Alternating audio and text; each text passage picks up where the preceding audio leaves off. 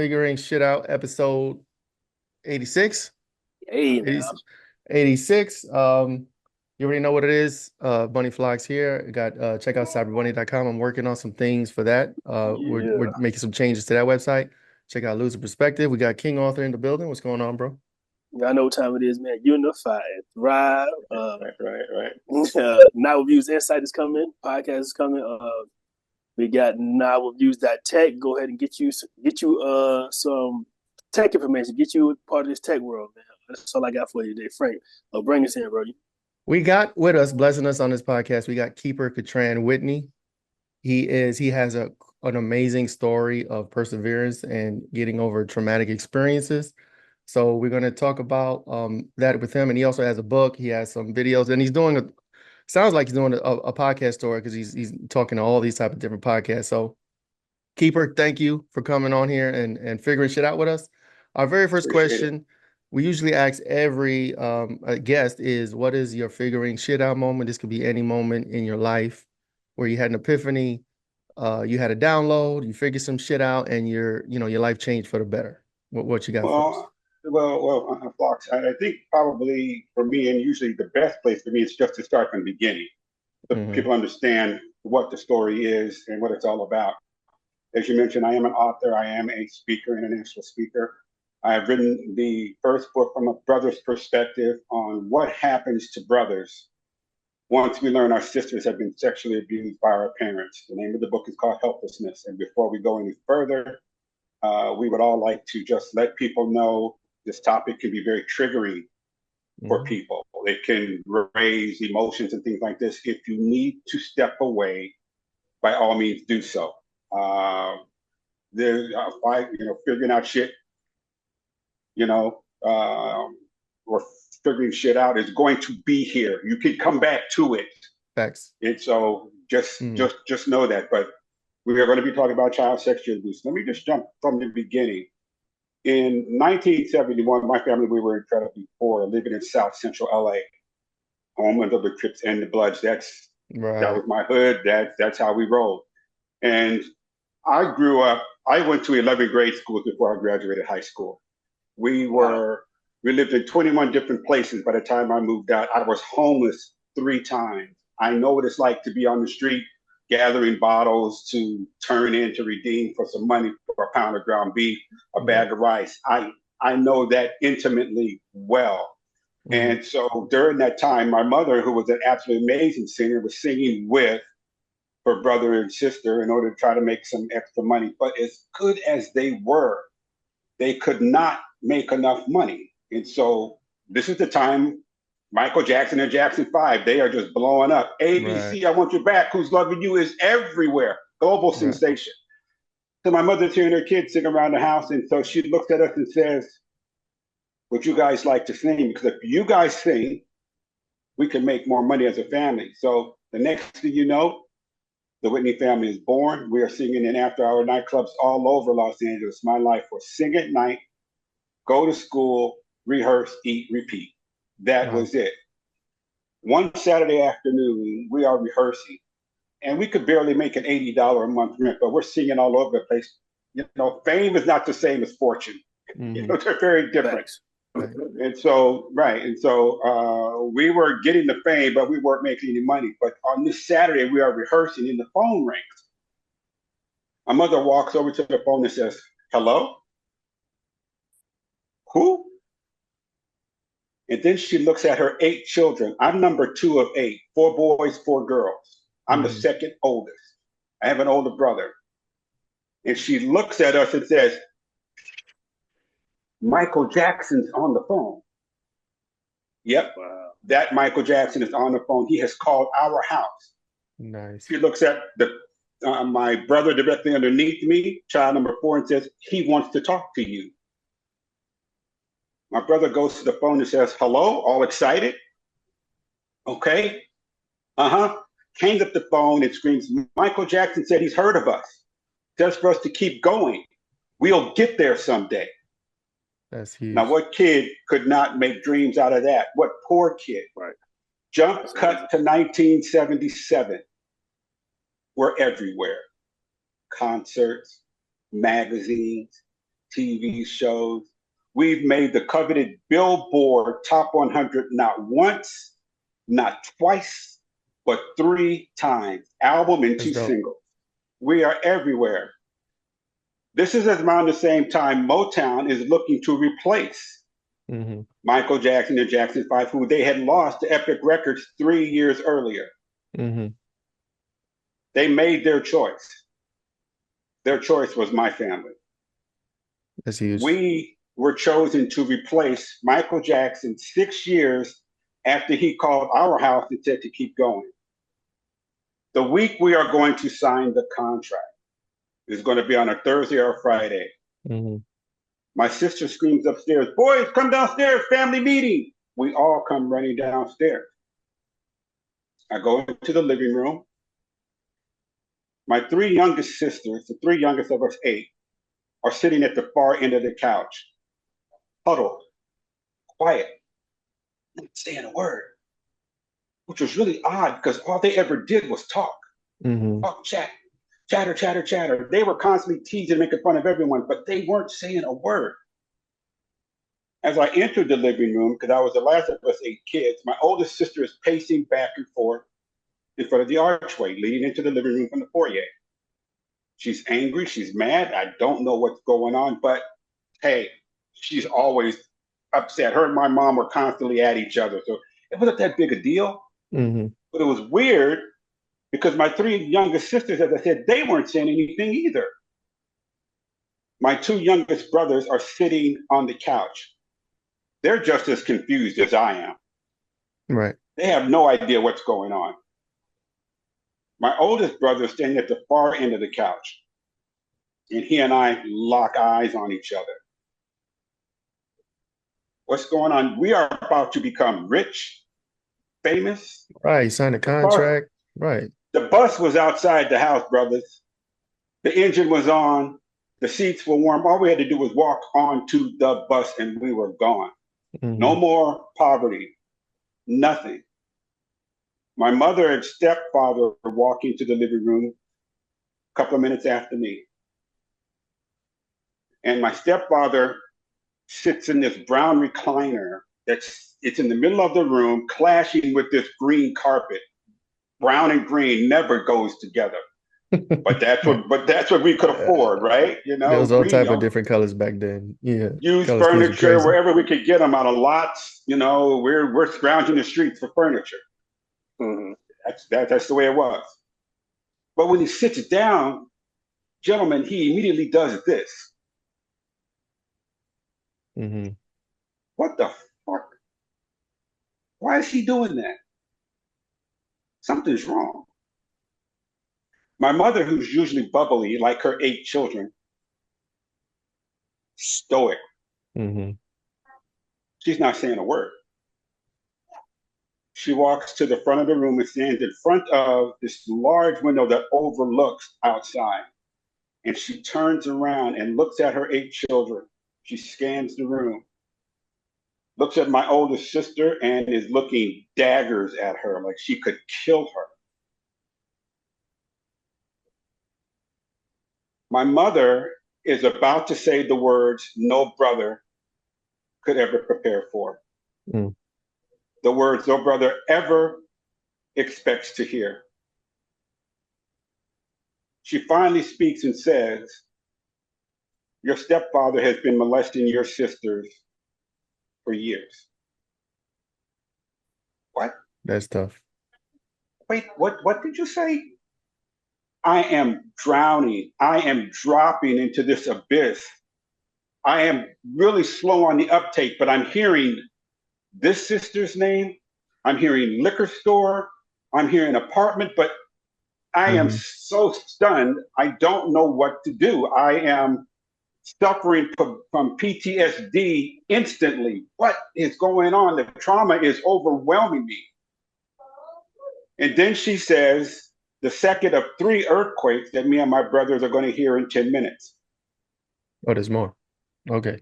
The second one is, my mother says, I have known all along. Oh, no. Not us. What do you mean you have known all along? You have let this happen?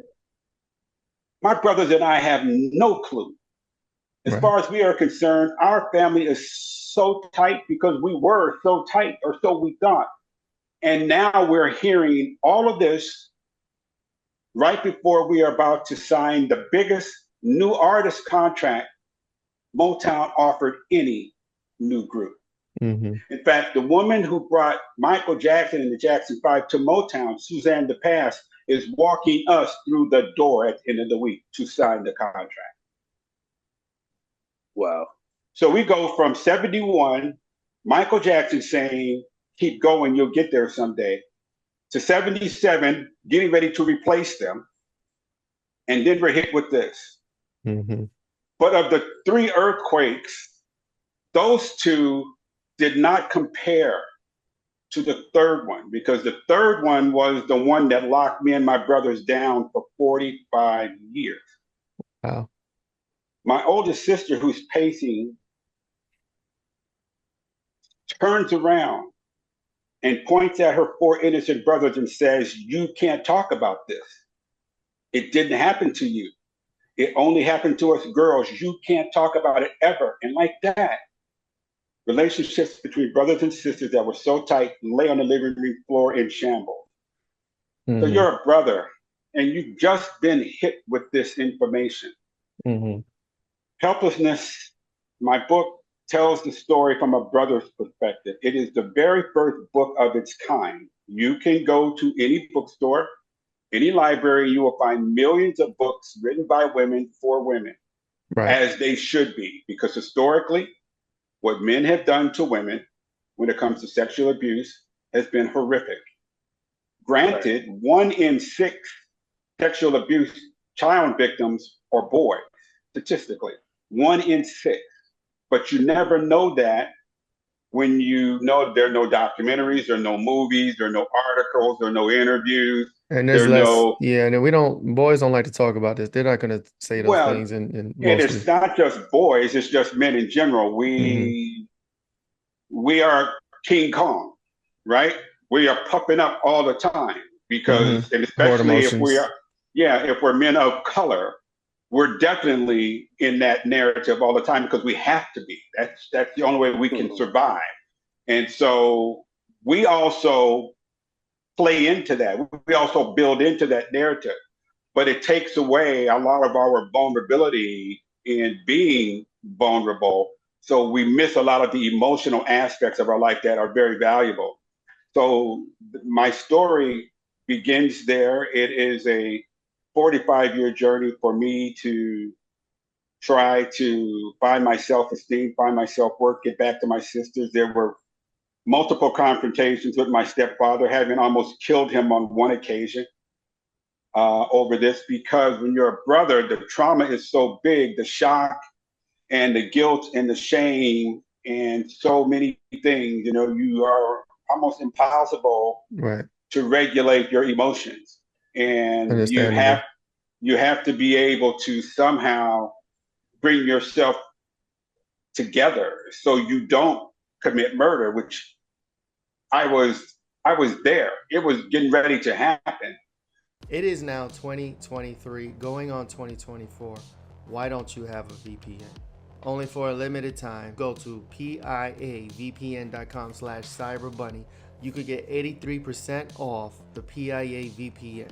What is a VPN? VPN is basically software that's used to hide an end user information such as IP address, location, private data they may be transferring over the internet, identifiable information such as their devices they're using from being spied on, from hackers, governments, internet service providers, anybody out there who wants to steal your data for their own personal gain. That's basically what a VPN does. If you want to take advantage of this discount, go to piavpn.com/cyberbunny. Go there now, sign up, tell them I sent you, get your software, get it installed on your laptops, on your mobile phones, on your tablets, any device that connects to the internet, get it installed on there. Get protected, go now. That's a lot of heavy stuff.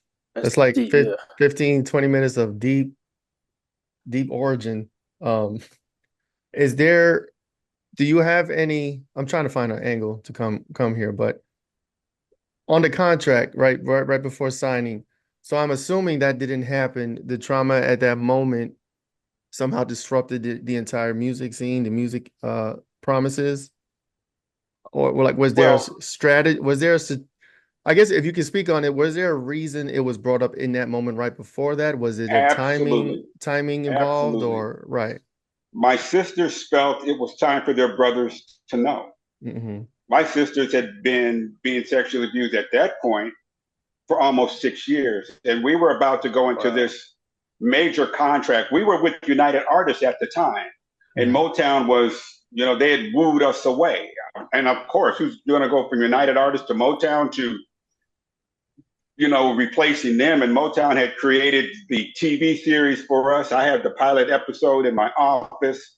They were rolling out the red carpet in a major way, but my sisters felt, and I believe rightfully so, it was time for their brothers to know. Because imagine if we had gone on to all this fame and fortune. We would, there'd be an episode of BET's Behind the Music or VH1's Behind the Music about us right now. Right. And to constantly hear that over and over and over again for the next 50, 60, 70 years, and our children and grandchildren, the stigma and the trauma of that would be Taint the legacy. generational.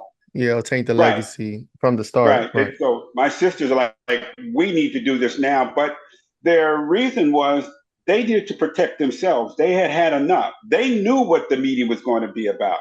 Mm-hmm. My brothers and I had no idea, because earlier that day, my sisters were in bedrooms. They were in bathrooms talking in raised voices. We could hear them, but they were like angry bees, buzzing, but we really couldn't make it out. But they were discussing, we're telling the boys now. And the reason why my mother was mad is because they pulled her in and said, we're doing this today. Mm-hmm. And my mother's trying to talk them out of it, dangling that carrot, but we're about to do this contract, we're about to do this, everything's about to happen for us. And our sisters were like, no, it is time for the boys to know. So everyone knew, obviously my sisters did, because they were experiencing all the trauma. And so when the meeting comes around, me and my brothers have no idea what is about to happen. This sort of thing happens all the time, gentlemen. Unfortunately. Statistically here in the United States, every day, 160 unique children report child sexual abuse. So if you take a step back, yesterday there was 160 kids who went to bed and someone walked in their room, 1 o'clock, 2 o'clock, and had their way with them. It will happen tonight, another 160 times with different 160 children, and it will happen tomorrow. So what I talk about is elevating the voices of brothers, because there are no tools and systems for our trauma. As I said, there are reams of books. There are many movies and documentaries and programs that women have at their disposal. But when it comes to brothers, no one ever asks, are we okay? Right. Do we need to talk? Do we need anything? Our emotions are just shunted to the side. And the challenge becomes this. Because of gender proximity, what's between my stepfather's legs is what's between my legs, my brother's legs. We are automatically made to some degree to be guilty, even though we are innocent. Right. So that's guilt through gender proximity. That's where brothers do not get a chance to speak, and there are no tools, there are no systems in place to help us deal with our trauma. And what I do, I elevate the voices of brothers so we can eventually get what we need. There are many celebrities, male celebrities now, talking about their direct sexual abuse. Yep. And that's something I can speak of, because 6 years before my sisters, my older brother and I, we were sexually abused by our babysitter almost every day for 6 months. So I understand both sides. I understand being a direct victim, and I understand being a indirect, or what I call collateral damage. Right. But it still comes back to, where do brothers get the opportunity to speak? Because we end up being locked out of the conversation. Everyone else is exposed and gets a chance to speak, but we're locked out of the conversation. And at the same time, we're expected to answer for our non-participation. That's huge. Yeah. Right. That's And go ahead. No, I was asking so I'm just thinking about the sisters. Were they telling everybody in hopes that you guys didn't turn out like the stepdad? Right? Because he was you guys' male role model at the time, right? Well, he was the real male role model, definitely for my older brother, not for me. I always felt there was something off about him. And so he and I never connected like my older brother and I did, and my two youngest brothers. It just always seemed like there was something out of place, and he never got that kind of adulation from me. Mm-hmm. But I was always independent. I was always trying to do my own thing. I was always trying to make money. I was always trying to help us get better by going out and taking odd jobs as a little boy because we needed the money. And so that's where my head was all the time. Theirs wasn't. And so we are trying to, at this point, figure us out. Floxy, you had asked the question, what happened with the career after that? Right. Well, we were under contract with United Artists, and we were in debt to them to almost $250,000. And in 1977, that's a hell of a lot of money. And so we couldn't just immediately stop. And we recognized that. Plus, they were paying for the house that we were living in. They were making sure we were getting food on the table. And, you start weighing all that stuff. And our sisters are like, a couple of my sisters are like, no, we have to keep going. We know what we need to do. We've got to get rid of him, but we have to keep going. And them asking that, they are asking their brothers to take care of them. Right. But at the same time, we also need to be taken care of. So we had to keep going. And oddly enough, we did not sign with Motown, but we ended up signing with Warner Brothers. And 3 years later, we make Billboard again. Even though we're no longer 10, it's now 7 of us, but we do it again. Nice. But we're still having all this sense of betrayal and heartache in the family because the situation still has not been resolved. No one, my sisters didn't want to talk about it. They didn't want their brothers talking about it. And my mother was more than happy not to talk about it because she was the one empowering him to do what he was doing. So let me ask you, after that point, after it was aired out, was he still in the picture? Was he still a part of everything? So when you say something like, how do you correct that? How do you correct that situation? Like if you, in a perfect world, what would you have done? What could have been done in that moment? In the perfect world, and I think it's interesting to separate us from the perfect world.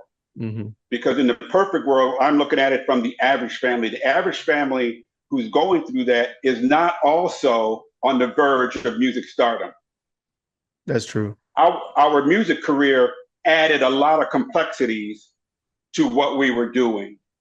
So if we weren't doing that, gone. But we also recognized that, as I said, we were under contract. So immediately, my mother has him leave. She has him fake a heart attack after she gives us all this news in 10 minutes, and he's gone. And we don't get a chance to ask a question. However, she lets him back in 2 weeks later.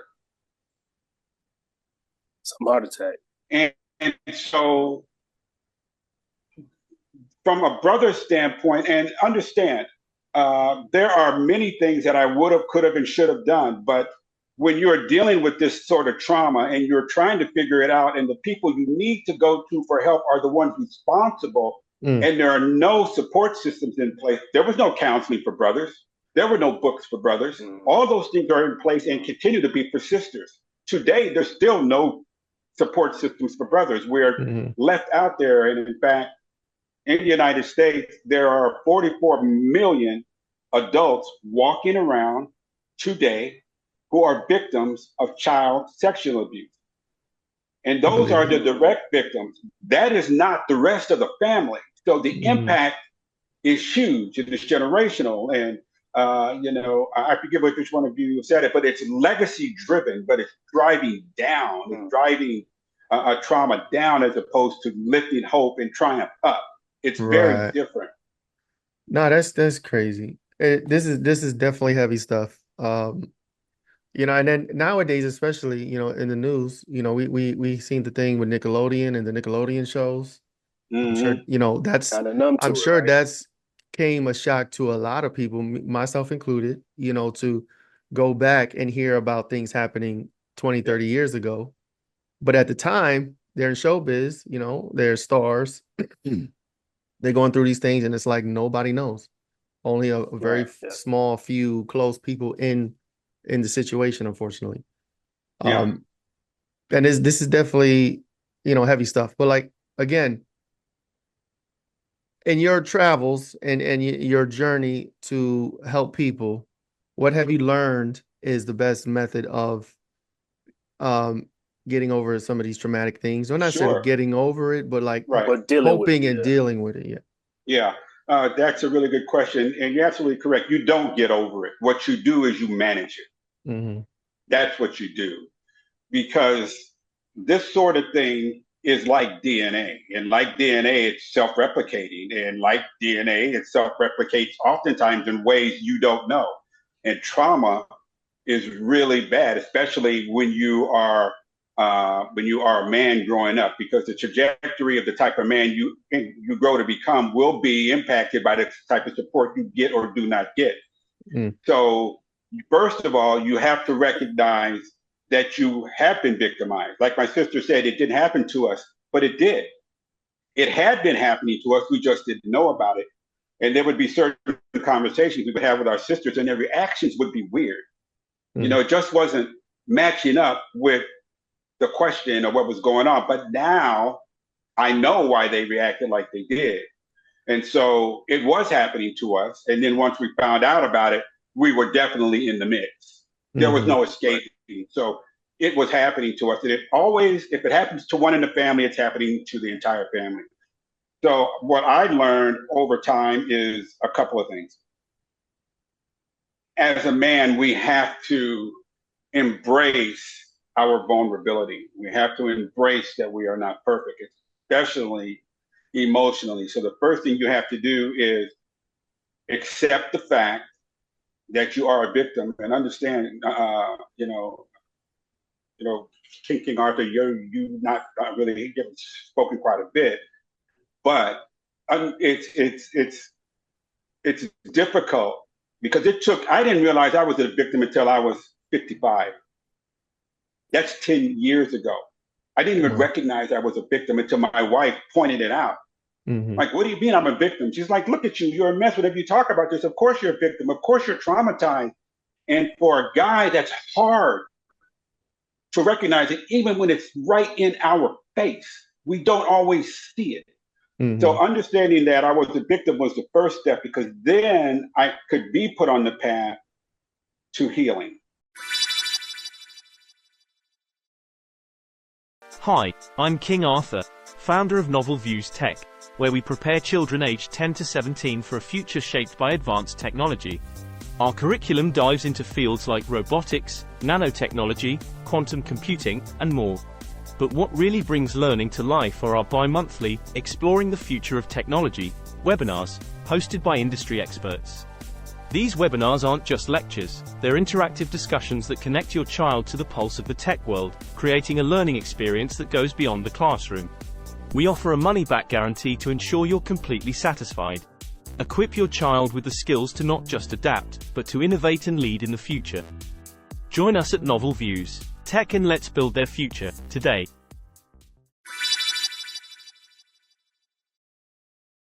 But that had to happen first. And then understanding, like I said, the DNA part, it's a part of me. Embrace it. It is what it is. Now let's start working on it. And the first step toward working on it is you have to find at least one person who you can talk to, who you could just let your shit out, who you could just say, yo, I need to talk to you about something. Something's been weighing on me. I've been hiding this trauma, but I need to let it out because I'm recognizing that it is impacting every aspect of my life. It's impacting relationships with every woman that I know, with my sisters, with my cousins, with my men, with my female friends. It impacts it, and I know it does. Mm-hmm. So I have to figure out a way to let it out, and it begins with talking. Right. And then there are resources out there, but certainly specifically for brothers on this particular topic, there's still nothing. And that's what I'm driving toward, getting the sort of help brothers need in very much the same way that sisters do. Because we're in a place right now where there's a lot of conversation about mental health. Right. I don't think everything is mental health. I think most things are emotional health, and this is why. Ooh, that's a bar. Emotional health, rather mental health speaks of isolation. That's your damn problem. It says that you are alone.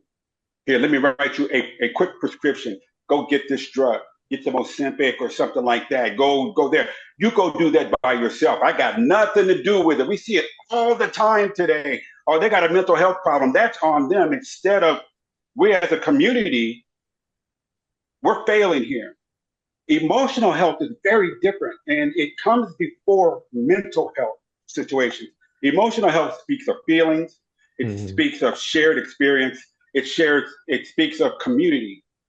And when you aren't able to express who you are and share your experience and let your feelings come forward, and you get this community of one friend, two friends, one family, helping you let this stuff out. Well, if you can't get that emotional health taken care of, then the mental kicks in, because then you are definitely alone and you are in your head, and then the isolation takes place, and then you are primed to do something not positive. So we got to get to the place, where we handle the emotional challenges first, and that, because mine wasn't taken care of, I almost killed my stepfather because there was no place for me to go. It's right, and that would have been even worse. Right, you would have destroyed your life. You would have taken a life. You would have been in jail, locked up. And how would my sisters have felt after that? My sisters would have said, "Oh, I never should have said anything. I should have just let it continue." Then they'll take the guilt. Yeah, that guilt. Absolutely, and it becomes even worse. And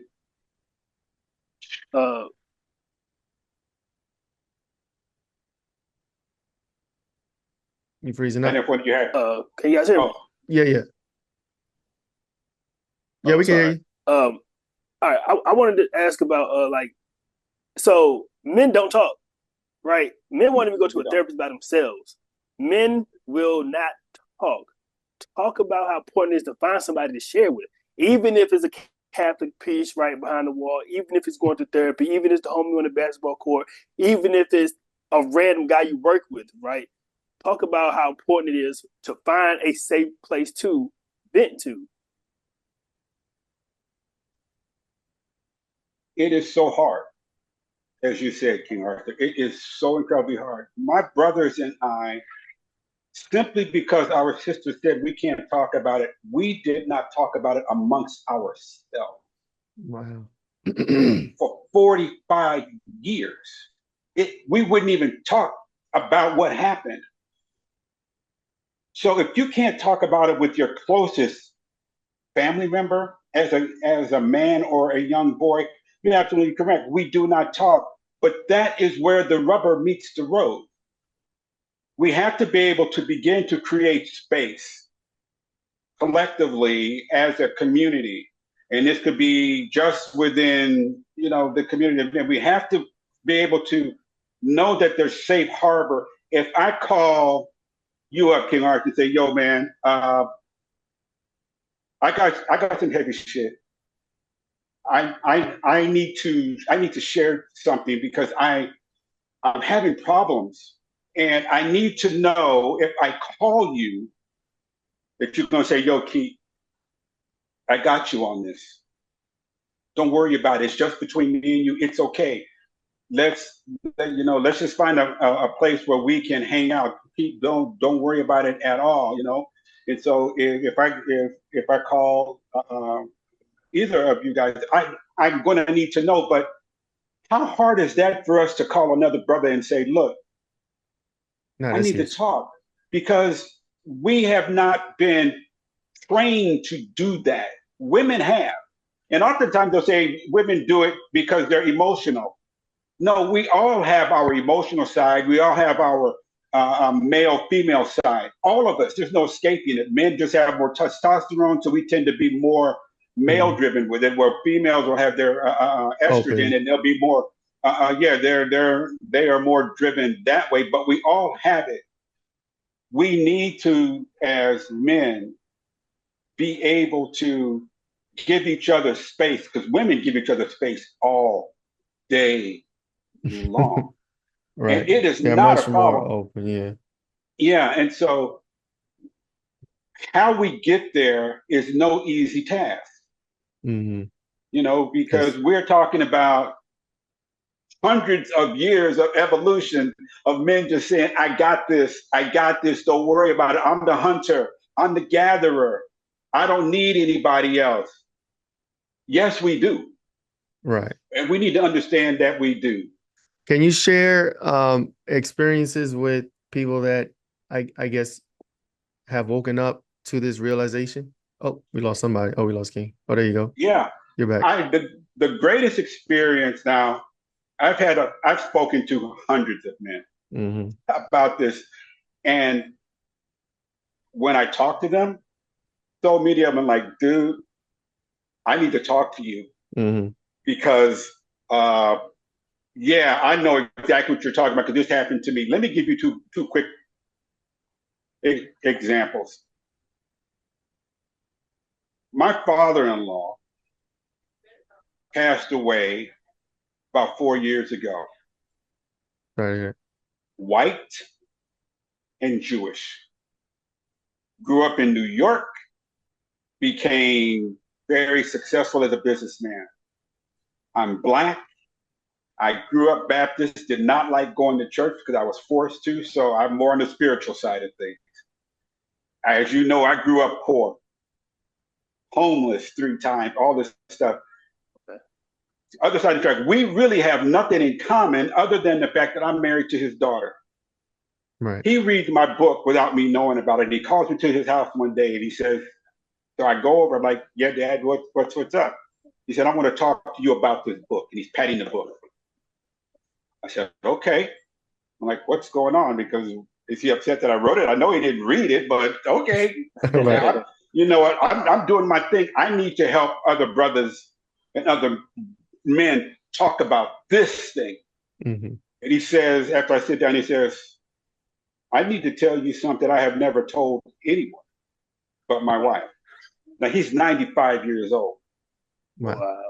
And I've known all along that what I'm talking about crosses racial lines, crosses education, crosses wealth, crosses political conversation, crosses gender, crosses socioeconomic, crosses borders, crosses waters, crosses everywhere. And so here I am with my white 95-year-old Jewish father-in-law, and he says, I'm about to tell you something I've never told anyone, his Black son-in-law. He says, you cannot tell anyone this until after I pass away. So I sit back. Okay. He says, when I was a young boy, we lived in a 2-story apartment. We were downstairs and we had neighbors upstairs. One day I went upstairs because we always kept our doors open because as neighbors, we were that close. And it was that kind of era, right? And I went upstairs to get my sister.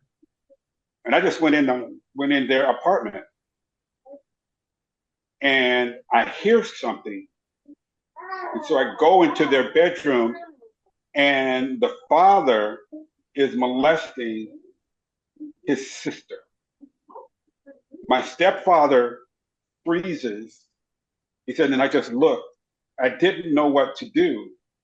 I turned around and walked out, and I didn't say anything. Mhm. Wow. The same thing happened 2 months later, and he still didn't say anything. So he's telling me this. And as I said, it is not lost on me the differences between the two of us in age, in race, Mhm. in religion, East Coast, West Coast, all of that is not lost on me. He says to me, I'm telling you this because I want you to understand, I understand what you're going through, what you went through. And tears start dropping from his, at least he starts crying. I'm like, it's okay. He said, I need someone to know. So what occurred to me, gentlemen, is this. Here's a 95-year-old man. He's not in good health, but he wants to unburden himself with this pain. Even at 95, he finally wants someone to say, I hear you. I understand. It's okay. He's still looking for that. And he didn't go to his white son-in-laws, which he could have after reading that book. Mm-hmm. He didn't go to his white son-in-law who's Jewish. He didn't go to his white son-in-law who's Greek. He comes to me because we connected. And King Arthur, that goes to your point. Finding the common ground is there because we're men and we know how difficult it is for us to share anything beyond a basketball statistic, beyond a music statistic. You know, right. if we're not talking about Kendrick Lamar or Drake or their big battle, we're not really talking about anything of real substance because it's difficult. Thanks. And that's when I knew this is a lot bigger than I thought it was when my father-in-law called me to talk about it. I think this is huge. I think hopefully, you know, if there's somebody out there, maybe this is your sign, or you're watching this, you're getting these messages, come into awareness of certain things, or look for people to talk to. You know what I'm saying? Absolutely. Reach out, find the programs. Because again, right now there is no program, and so I'm working with people right now to create a program that supports brothers, so we become allies with our sisters instead of enemies. That's really the key. Right. Okay, so how's that coming along? How's that in the works? Is there like a launch or a website or something people can go to support? Obviously people can go to my website and there are resources there, but as I said, we're working on tools right now. The other thing that if it continues to go the way that it's going, one of the major studios here in Hollywood, they contacted me and now they're writing the screenplay for Helplessness in the hope that we will be able to bring that to the screen in the not too distant future and use that as one of the springboards to raise awareness of the emotional issues brothers go through once we learn of our sister's sexual abuse. Right. What do you say about the people that, because there's a certain train of thought out there where men are supposed to be stoic, men are supposed to be super hard, super strong. Right. We're not supposed to talk about our emotions. We're not supposed to cry or whine about things.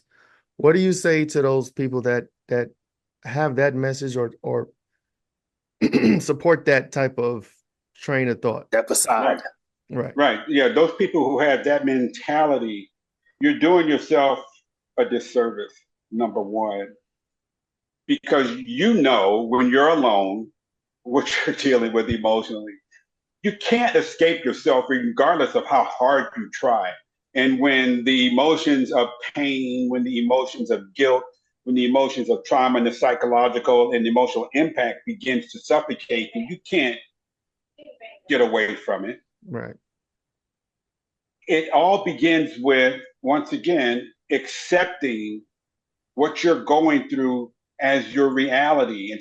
And as King Arthur, like he said, as a facade. That is fake BS. Are you looking for a media agency that covers all the creative tasks that make a business successful?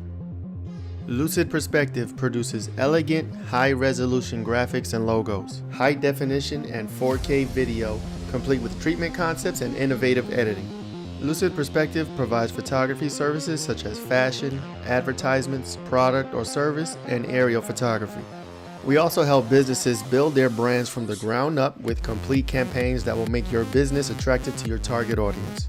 We can bring your brand to the masses with our effective and strategic marketing campaigns to include sales funnels, eye-catching advertisements, breakthrough digital marketing through social media, and other digital avenues. Visit lucidperspective.com today. We as men, we have got to stop doing this whole fake out thing. It's like it just doesn't work. And as we move into more and more technology and communication that is just so global, we are seeing the power of being able to connect and talk. We are seeing this global sea change starting to take shape, particularly with our, for me, for younger men around my son's age in their mid-30s. They are beginning to say, you know what, to hell with the status quo. That doesn't work. I need to be able to connect with other men who understand because I'm missing something. And if I'm going to understand women better, I need to understand myself better. And understanding myself begins, number one, with being vulnerable about your shit. Right. No, that's about and you can't be vulnerable about your shit and it just stay in your head. You have got to share it. Because it wasn't until I started sharing this, because I kept it, because of the stigma of, if other men find out what I know or what I did and what I couldn't do, because whatever you tell someone, there's oftentimes you're going to get a bunch of noise. Yo, dude, I would have done this. I would have done that. I would have done this. And women, the same thing. Girl, I would have done this. I'd have done this. Bullshit. That is all noise, because you don't know what you're going to do in that situation. Adults can't handle this news. How are kids supposed to handle it? So it is just BS. Understanding and accepting.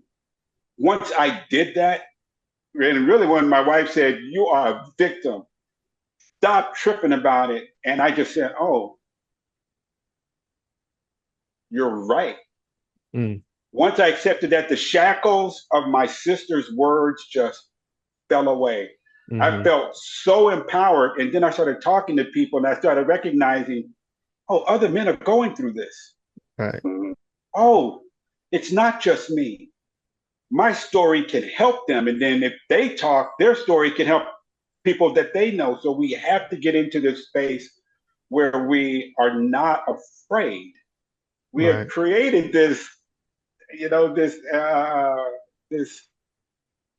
this facade that we are so powerful that we cannot be and vulnerable. Right. Yeah. How's I got hey bro. Hey Frank, I got so two points in one, right? So I started a group on Facebook called Black Men Vent, and it wasn't for intentionally, or initially wasn't for anything super heavy, right? Just a space for online, right? Because I may not be able to meet these guys in person, right? I don't live near everybody, so I can create a group with just Black men that can come and be vulnerable. Right. Even post anonymous, right? Because I understand and understood for a minute that emotional intelligence is pretty high up there, like right under your intellect, right? Up there next to your thinking intelligence, right? I believe that being emotionally intelligent and even acting on emotions sometimes can be important if you know how to act on your emotions, right?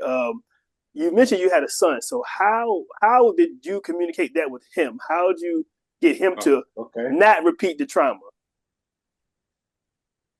I made it a point to begin to tell my son and my daughter once they were in their teens what happened. I just said, you know what?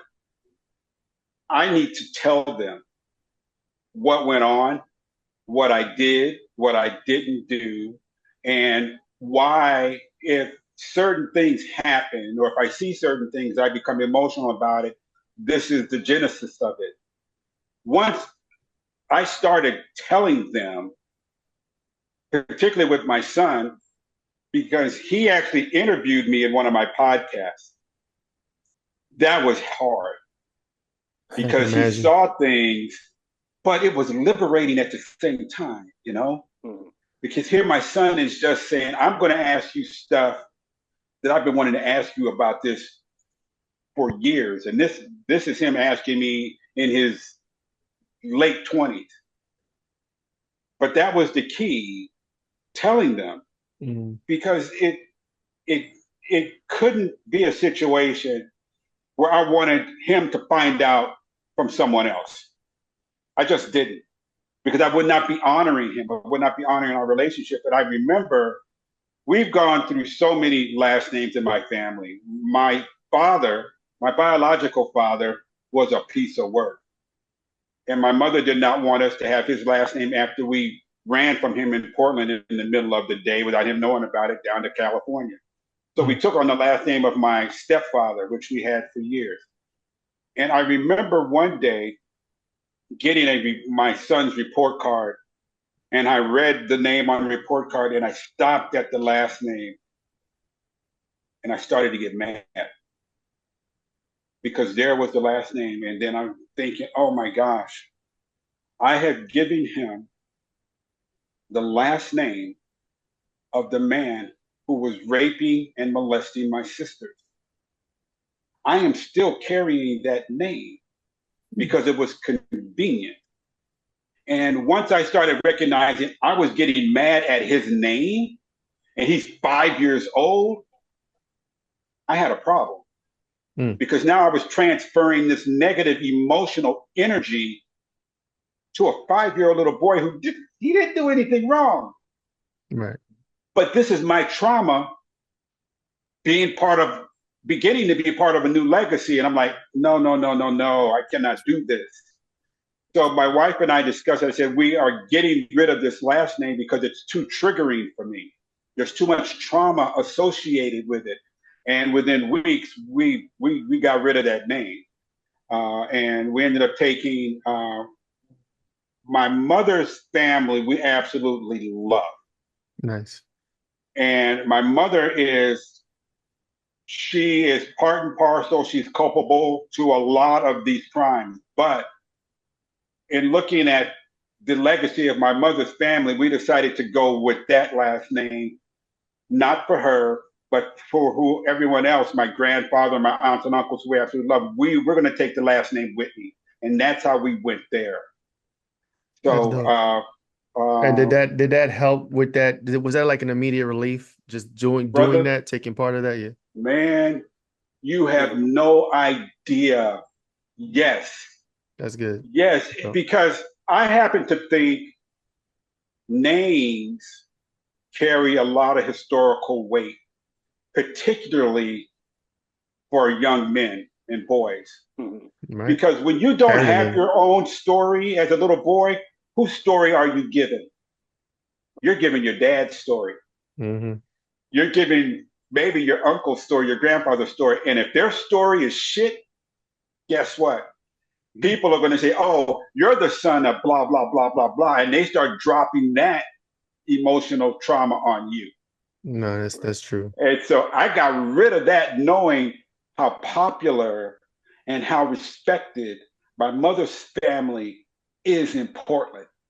So I said, let's start there and go with Whitney. And I ended up marrying my wife, and that's how we get to Catran-Whitney, because her last name is Catran. And so we nice. combined their last name, which I was all good. Solutions. Cool. I don't have a problem with that. I want everyone to ever have the same last name. Solutions. So yes, absolutely. Solutions. Make it work. No, that's dope. And that's dope that it, like you said, you had that huge relief about it. And it's like, it's almost in a sense, like you said, you're not getting over it, but you're patching things up as you go along. So like, that's one thing. Yeah. The name is patched up. It's not going to continue on. Your son has a different name.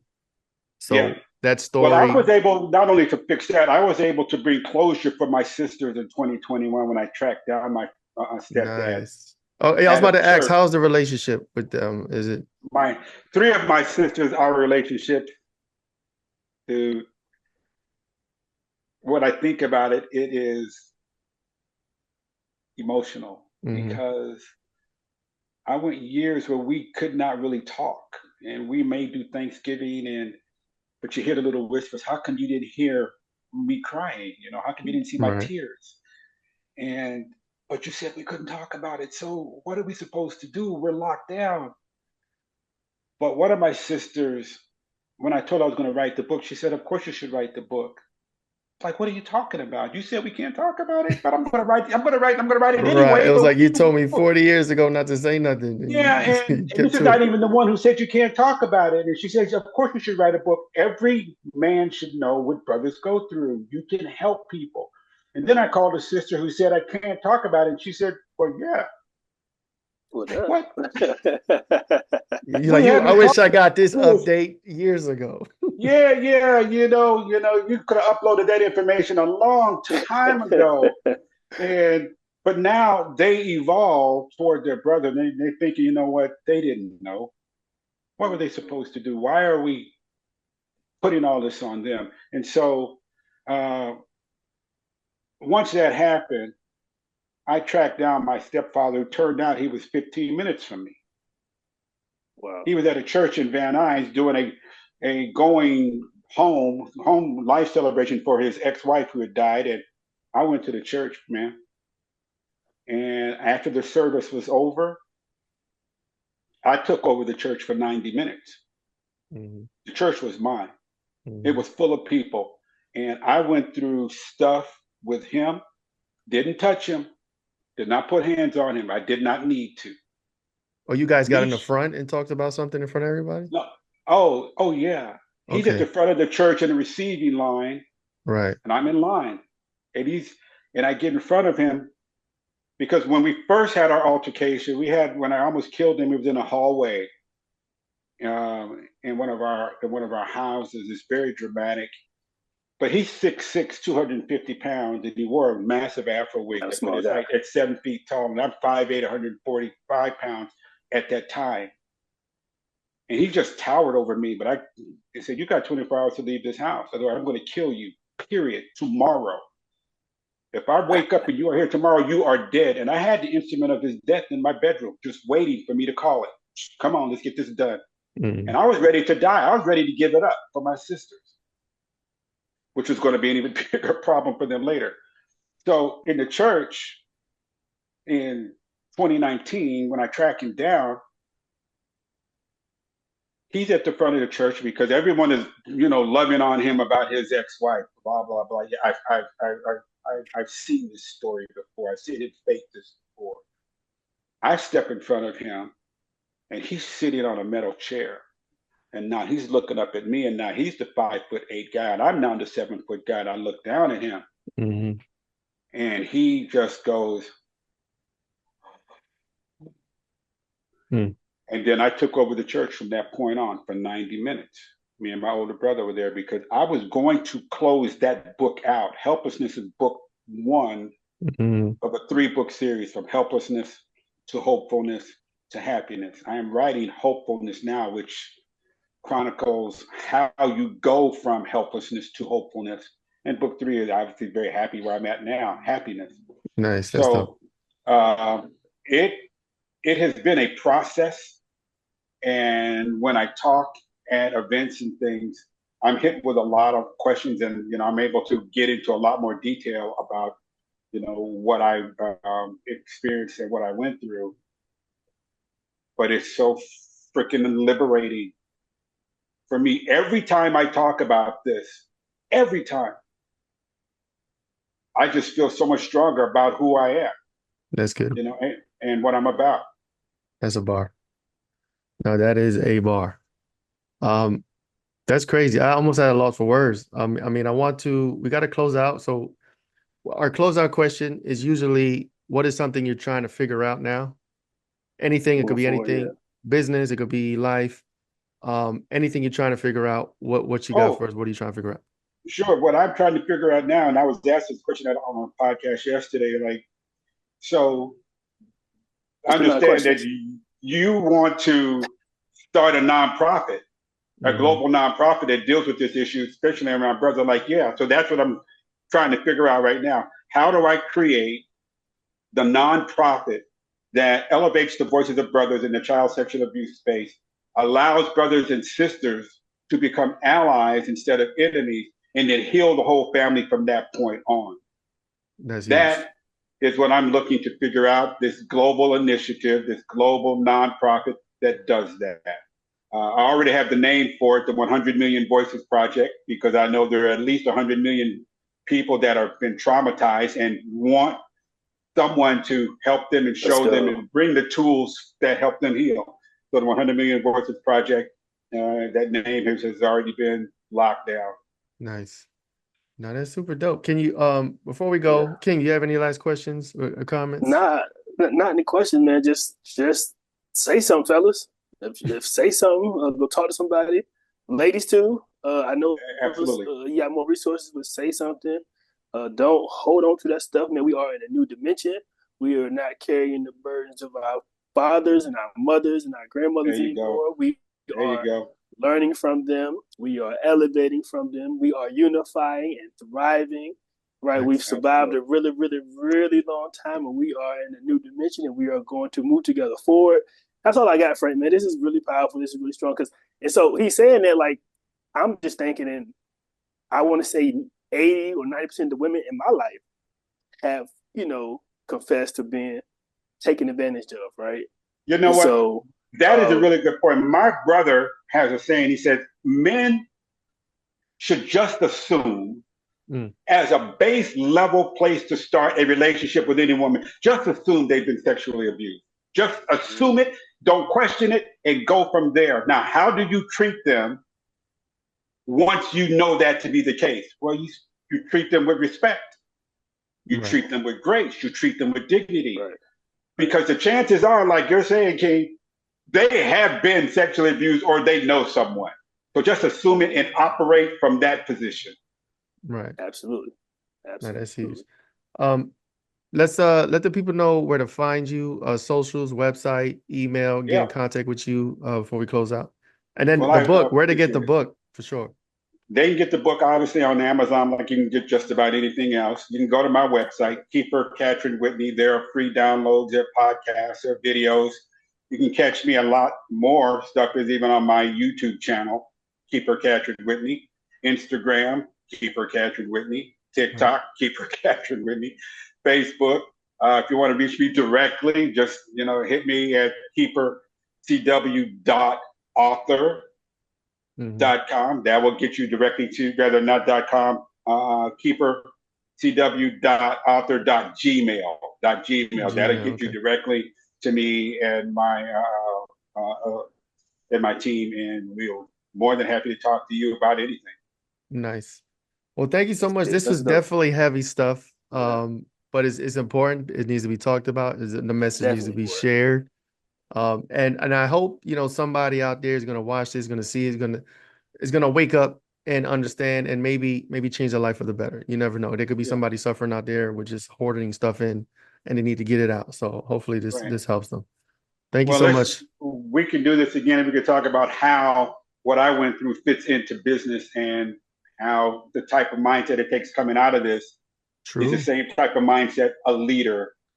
That's true. Yeah, we could do a part two. We didn't do a lot of those now. I do a lot of those leadership things because of my story. So nice. We can do one from that angle. Well, definitely too. It's been real, brothers. No, thank you so much. Appreciate you. Yes, sir. We'll catch you on the next time. And we just figuring shit out. That's what we're doing here. So that's what we're doing. We're figuring shit out. Right. All right. Appreciate you. Thank you so much. Bye. All right. Bye.